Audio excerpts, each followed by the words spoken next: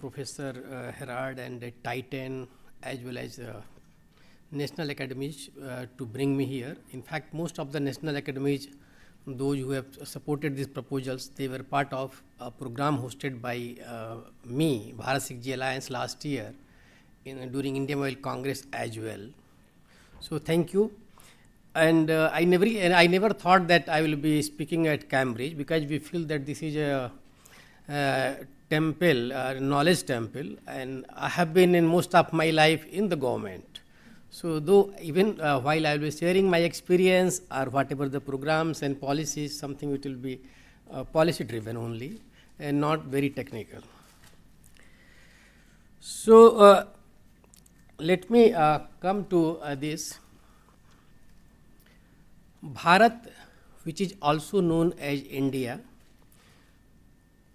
So what is important that we Indian in wireless technology have been a consumer. Let it be 2G, 3G, to some extent 4G. So whatever I was sharing, that what are the various initiatives taken by the government, and in fact at that time I was also part of the government, and what other countries similar to India has to do for the technological innovations. So in case of 5G, we had one high level forum on 5G India 2020. So many professors from, directors from Indian Institute of Technologies, including Professor Paul Raj of Stanford, were part of that grouping, and I was member secretary. So I remember we came up with the report in 2018, making India 5G ready. So why it's important that if you are thinking, anyone is thinking that you have to be an innovator, contribute in technology, so you have to take certain actions. I will be covering in the next slide.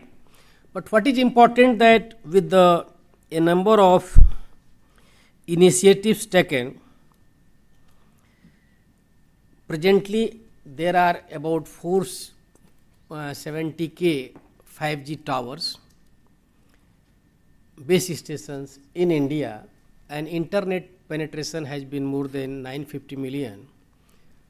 It's more important that for a country like India, where we are utilizing the digital infrastructure, one can say, for the benefit of digitization or digital economy.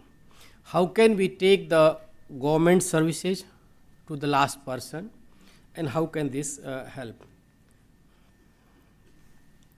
These were the various initiatives for any country to take, that you have to be very clear from the very beginning and at least 10 to 12 years in advance that what is your spectrum policy.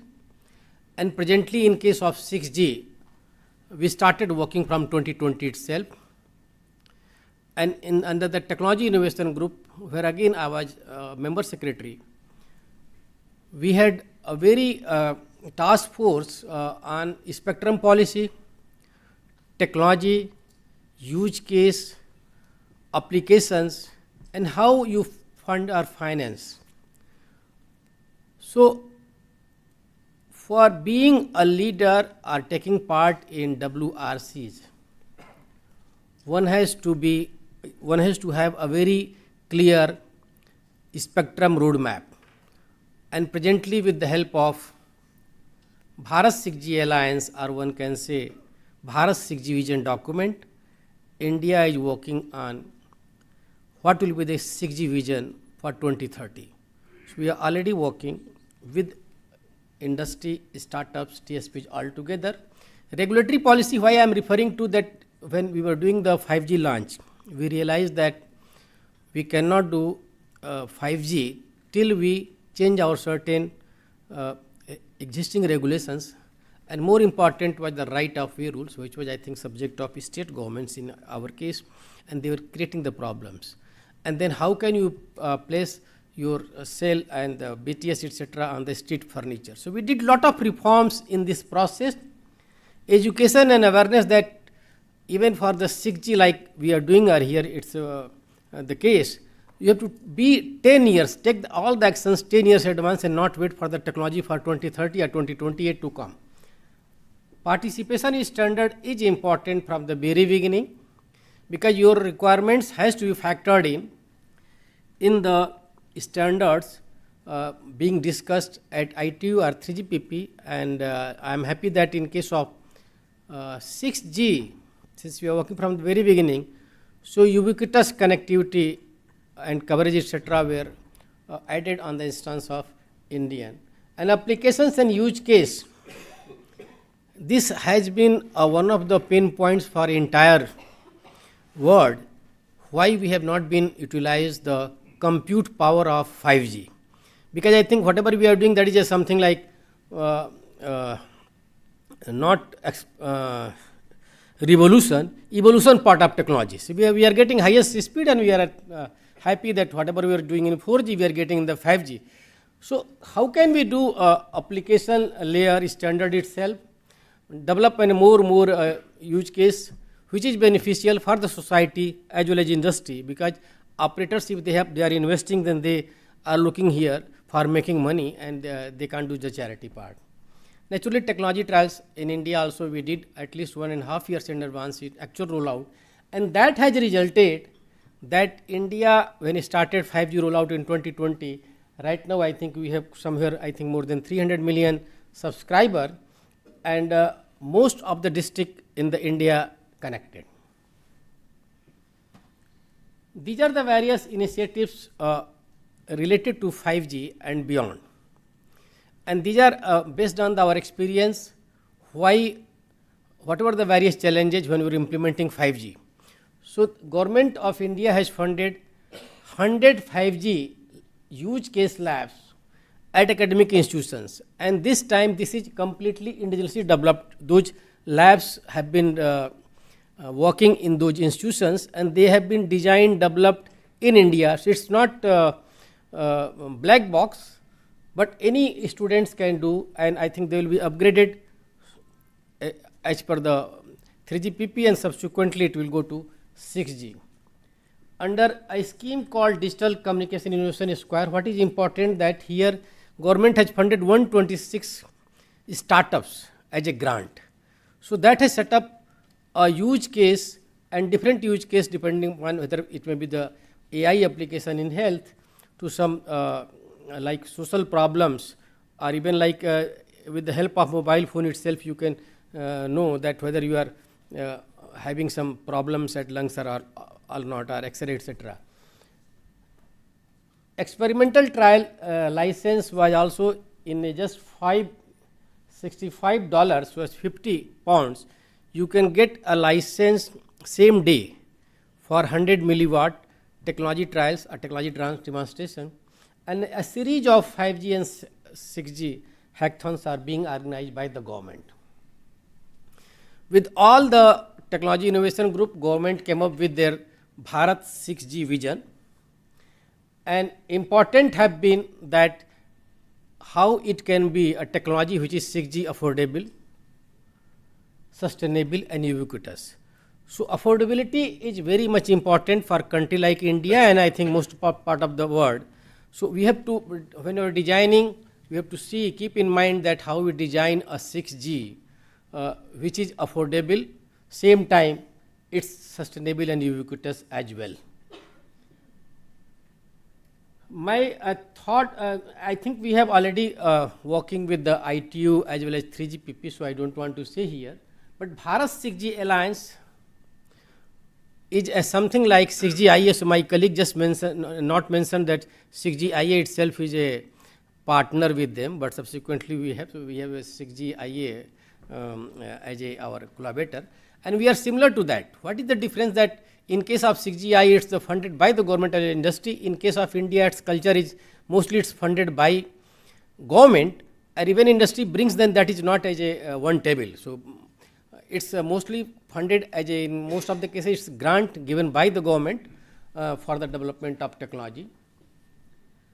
We have signed MOUs with the NextG Alliance and others, and that I will be covering subsequently. In the process or for learnings from the 5G, government has started now setting up center of excellence. In this process there are 4 center of excellence along with the industry and academia. Mostly they are in industry, academia, and supported by the industry, because we have brought industry also together. Otherwise, we have seen that we have not exploited the true potential. And supporting startups in AI and telecom security with some specific schemes, which I will be covering subsequently. We realize that digital twin will be very important for decision making process, and already for the past more than 12 months we are working on even the digital twin projects. Keeping all these minds, government amended the, or you can say brought a new Telecom Act, which is doing a lot of reforms in the sector, be it the licensing reforms or the spectrum reforms. And we have also in place the telecom regulatory sandbox. So while giving a spectrum and a nominal cost, same time if you want to do some experimentation, then we have this regulatory sandbox for the supporting startup researchers companies in a controlled environment. And for accelerating 6G research, they have funded 111 6G research projects as a phase 1. So we will be going in a phase 1 and phase 2. So in phase 1 it has been funded to academia, but what is important here, that same time we have mentioned the name of startup or industry as well, because I think we have the lessons learned in case of 5G, that if something was funded to academia and industry was not the from the very beginning included, then it came up with the TRL3. So from your TRL3 and TRL4, how can you take it to TRL7, and someone or some system integrator, it will take it to commercialization. So keeping that in mind from the very beginning, whether that is a test center of excellence, a setup, we are bringing startups and industry, that is a government policy together from the very beginning itself. These are the various schemes I just thought for the information. But what is important, that first is, I think there was a question on ubiquitous connectivity, or one can say that how universal service can be applied. So in India we are also getting something about 1.5 billion per annum, the universal service obligation fund. So 5% of that is being utilized for research and development and technology development. In case of CDOT, we have 50 million.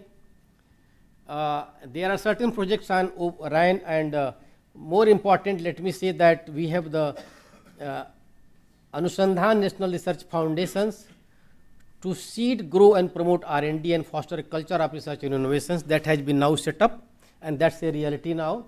And we have AI for all mission also. Since I don't have the time, so I got this card to display. But more important is that production link incentive scheme has also been started. So whatever is being right now being deployed in India in 5G, that is being produced in India, and this is from where I belong. We have 7 working groups, and they are working on different part of the technology. More important is the 6G use case and revenue stream. So how can we develop a technology, or what are the various applications? We make it from the very beginning. So industry, and in most of the cases, it's a TSP which is heading this. So TSP is from the day one. This is slides we have, that we have MOU with the most of the 6G consortiums, or maybe verticals like 5G ACIA or NGMN, and very soon I think we'll be having more MOUs with others as well. This is the composition of our members. We have presently 77 only, because I think we are just 1.5 years old, and these are the various my members. So I think I would like to thank you. These are various reports. I am sure that I have covered within the time, and subsequently if required I will do under the question answer. Thank you.